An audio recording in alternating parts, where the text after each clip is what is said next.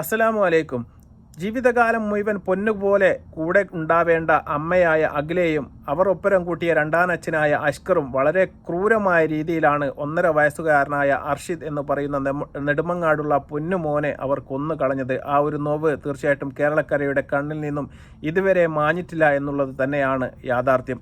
എങ്ങനെയാണ് ആ പിഞ്ചുമോനെ കൊന്നത് എന്നറിയാൻ വേണ്ടിയിട്ട് നെടുമങ്ങാട് പോലീസ് അവരെ കസ്റ്റഡിയിൽ വാങ്ങിയിരുന്നു.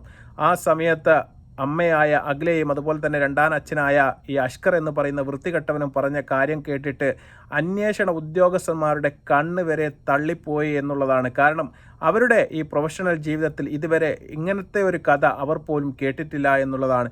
എന്താണെന്ന് കേട്ടാൽ തീർച്ചയായിട്ടും നിങ്ങൾ ഞെട്ടും. ആ മകൻ്റെ മരണത്തിന് ശേഷം ഇൻക്വസ്റ്റിംഗ് റിപ്പോർട്ടുകളൊക്കെ നമ്മൾ കണ്ടതാണ്. ആ സമയത്ത് അവനെ പരിശോധിച്ച സമയത്ത് അവൻ്റെ കാലിൻ്റെ അടിയിൽ ഒരുപാട് വ്രണങ്ങൾ ഉണ്ടായിരുന്നു, ഒരുപാട് പൊള്ളിച്ച പാടുകൾ ഉണ്ടായിരുന്നു. അത് എങ്ങനെയാണ് ഉണ്ടായത് എന്ന് ഈ രണ്ടാനച്ഛനായ അഷ്കറിനോട് ചോദിച്ച സമയത്ത് അദ്ദേഹം പറഞ്ഞ കാര്യങ്ങൾ കേട്ടാൽ തീർച്ചയായിട്ടും നെഞ്ച് തകർന്നു പോകും.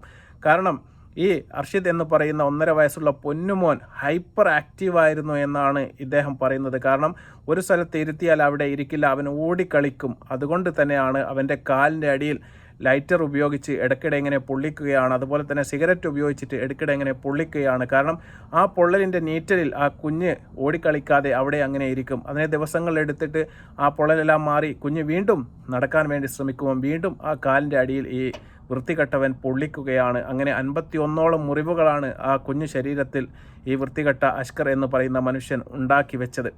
അതിനുശേഷം പോലീസ് ചോദിക്കുന്നു, നമ്മളെല്ലാവരെയും നൊമ്പരപ്പെടുത്തിയ ഒരു ഫോട്ടോ ആയിരുന്നു ആ 2 കൈകളും പൊട്ടിയിട്ട് ആ കുഞ്ഞുമോനെ എടുത്ത് അമ്മ നിൽക്കുന്ന ഫോട്ടോ ഈ സോഷ്യൽ മീഡിയ കാണുന്ന എല്ലാവരും കണ്ടതാണ്. അത് എങ്ങനെയാണ് ഉണ്ടായത് എന്ന് ചോദിച്ച സമയത്ത് അദ്ദേഹം പറയുന്നത് സൈക്കിളിൻ്റെ മുകളിൽ നിന്ന് വീണതാണ് എന്നാണ്.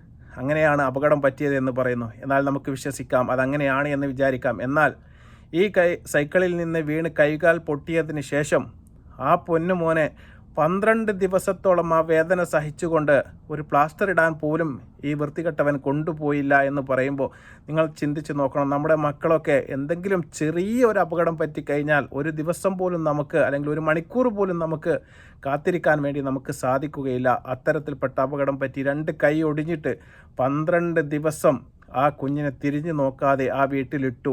എന്നിട്ട് അത് കരഞ്ഞ് മതിയായിട്ട് അവസാനം നീര് വന്ന് കൈ തടിച്ച സമയത്ത് നിവൃത്തികേട് കൊണ്ടാണ് ഹോസ്പിറ്റലിൽ കൊണ്ടുപോയിട്ട് ആ അമ്മ അതിന് പ്ലാസ്റ്റർ ഇടിച്ച് കൊണ്ടുവന്നത്. അല്പമെങ്കിലും ആ കുട്ടിക്ക് ആ സമയത്ത് ആശ്വാസം കിട്ടിയെന്ന് നമുക്ക് സമാധാനിക്കാം.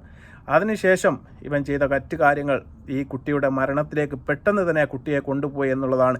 ആ സമയത്ത് തന്നെ ഈ കുട്ടിക്ക് കാര്യമായ ഭക്ഷണങ്ങളും ശുശ്രൂഷകളൊന്നും കിട്ടാത്തത് കൊണ്ട് തന്നെ ആന്തരിക അവയവങ്ങളിലെ രക്തസ്രാവം ഉണ്ടാവുകയും അതുപോലെ തന്നെ രോഗത്തിൽ അകപ്പെടുകയും ആ കുട്ടി ആ സമയത്ത് തന്നെ ചെയ്തിരുന്നു.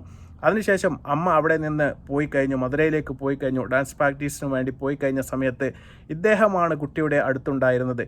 ആ സമയത്താണ് ഇദ്ദേഹം അവിടെ നിന്നിട്ട് ഈ അഖില നിൽക്കുന്ന മധുരയിലേക്ക് ഒരു യാത്ര പോകേണ്ടി വരുന്നത്. ആ കുട്ടിക്ക് തീരെ വയ്യായിരുന്നു എന്ന് നിങ്ങൾ മനസ്സിലാക്കണം. അവിടെ നിന്ന് അദ്ദേഹത്തിൻ്റെ ബൈക്കിൻ്റെ മുകളിൽ ഇരുത്തി, സാധാരണ ഒരു ഡ്രസ്സ് ഇട്ടിട്ടാണ് ഈ കുട്ടിയെ കൊണ്ട് പോകുന്നത്.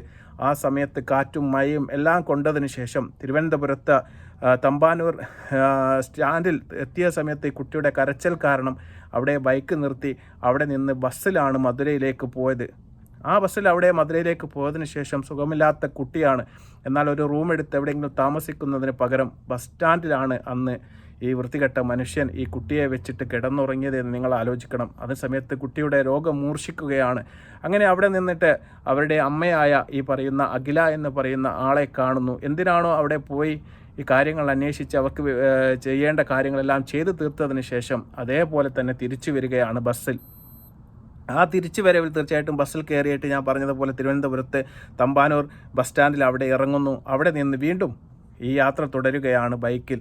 അങ്ങനെ കുട്ടിക്ക് വീണ്ടും മുഖത്തുമെല്ലാം കാറ്റും മഴയും എല്ലാം പാറിയതിന് ശേഷം വീണ്ടും പനി കൂടുകയാണ്. അങ്ങനെ ആ കുട്ടി സൂക്കേടായിട്ട് വീട്ടിലെത്തിയതിന് ശേഷം വീണ്ടും ഒരു ഹോസ്പിറ്റലിൽ കൊണ്ടുപോയി കാണിക്കാൻ പോലും ഈ മനുഷ്യൻ തയ്യാറാവുന്നില്ല. നിങ്ങൾ ആലോചിക്കണം. അങ്ങനെ ആ കുട്ടി അവിടെ കിടന്ന് വീട്ടിലുള്ള സാധാ മരുന്നെടുത്തിട്ട് ആ കുട്ടിക്ക് കൊടുക്കുന്നു. അങ്ങനെ പനി മൂർച്ഛിച്ചതിന് ശേഷം അവൻ തീർച്ചയായിട്ടും വലിയൊരു സൂക്കേടിന് അടിമപ്പെടുകയാണ്. അങ്ങനെയാണ് ഭക്ഷണം കൊടുക്കുന്ന സമയത്ത് ആ കുട്ടി ഛർദ്ദിക്കുന്നു. അങ്ങനെ ബോധം കെട്ട് അവിടെ വീഴുകയാണ്. അങ്ങനെ അവസാനം കൊണ്ടുപോയ സമയത്ത് ഈ കുട്ടി മരണപ്പെടുകയായിരുന്നു. ഇങ്ങനെയാണ് അർഷിദ് എന്ന് പറയുന്ന 1.5 വയസ്സുകാരൻ നമ്മെ വിട്ടുപിരിഞ്ഞത് എന്ന് നിങ്ങൾ ആലോചിക്കണം. പിന്നെ എന്തിനാണ് ഇതൊക്കെ ചെയ്തത് എന്ന് ചോദിച്ച സമയത്ത് ഭാര്യയായ അഖിലയും അതുപോലെ തന്നെ രണ്ടാം അച്ഛനായ അഷ്കറും പറഞ്ഞ ന്യായം കൂടി നിങ്ങൾ കേൾക്കണം. ഞങ്ങളുടെ സുഖജീവിതത്തിൽ ഒരു തടസ്സമായിട്ട് ഈ മകൻ വന്നേക്കാം എന്നുള്ള പേടി, ആ ഭയം, അത് തന്നെയാണ് ഇവനെ ഇല്ലാതാക്കാൻ വേണ്ടി അദ്ദേഹം തീരുമാനിക്കാനുള്ള പ്രധാനപ്പെട്ട ഒരു കാരണം. അങ്ങനെ മാസങ്ങളോളം നീണ്ട ഈ പൊള്ളിക്കലും അതുപോലെ തന്നെ അടിക്കലും പിടിക്കലും കൈകാൽ പൊട്ടിക്കലും എല്ലാം കൊണ്ടും അവസാനം ഈ മനുഷ്യൻ ചെയ്തു കൂട്ടിയ ക്രൂരതകൾ നിങ്ങൾ ചിന്തിച്ചാൽ അവർക്ക് സുഖമായിട്ട് ജീവിക്കാൻ വേണ്ടിയിട്ട് കുഞ്ഞിനെ ഒഴിവാക്കിയതാണ് എന്നാണ് പറയുന്നത്. എങ്കിൽ എത്രമാത്രം നല്ല വഴികളുണ്ടായിരുന്നു.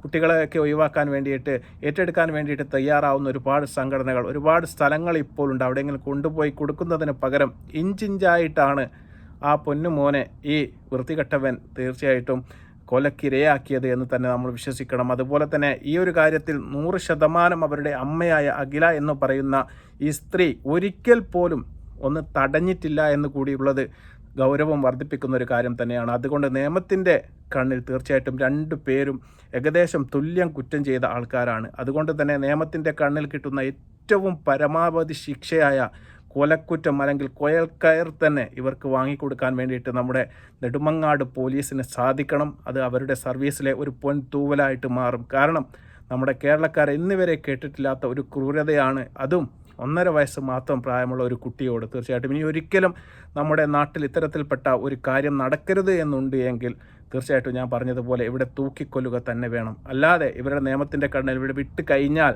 നാളെ തീർച്ചയായിട്ടും മറ്റൊരു കുട്ടിക്കും ഇതേ ഒരു അവസ്ഥ തന്നെ ഉണ്ടാകും. കാരണം ഈ രണ്ടാം അച്ഛൻ എന്ന് പറയുന്ന ഈ വ്യക്തി 1, 2, 3 കല്യാണം കഴിച്ചതാണ്. ആദ്യത്തെ കല്യാണത്തിൽ ചെയ്ത ആ സഹോദരിയോട് ചെയ്തതും മറ്റൊന്നല്ല, ഇതേ ക്രൂരത തന്നെയാണ്. ആ കുട്ടിയും ഇപ്പോൾ സംസാരിക്കാതെ ഹോസ്പിറ്റലിൽ കഴിയുകയാണ്.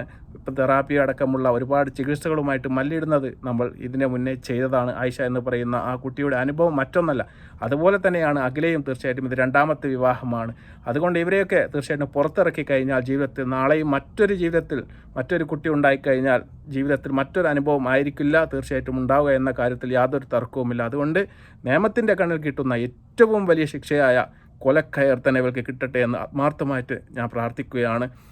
അതുപോലെ തന്നെ ഇത്തരം കണ്ണില്ലാത്ത ക്രൂരതയ്ക്ക് തീർച്ചയായിട്ടും മാപ്പില്ല. അത് തന്നെയാണ് എൻ്റെ ഒരു അഭിപ്രായം. നിങ്ങളുടെ അഭിപ്രായം വീഡിയോ കണ്ടതിന് ശേഷം തീർച്ചയായിട്ടും നിങ്ങൾ കമൻറ്റായി രേഖപ്പെടുത്തുക. മറ്റൊരു വീഡിയോ ആയി വരുന്നവരെ നന്ദി, നമസ്കാരം.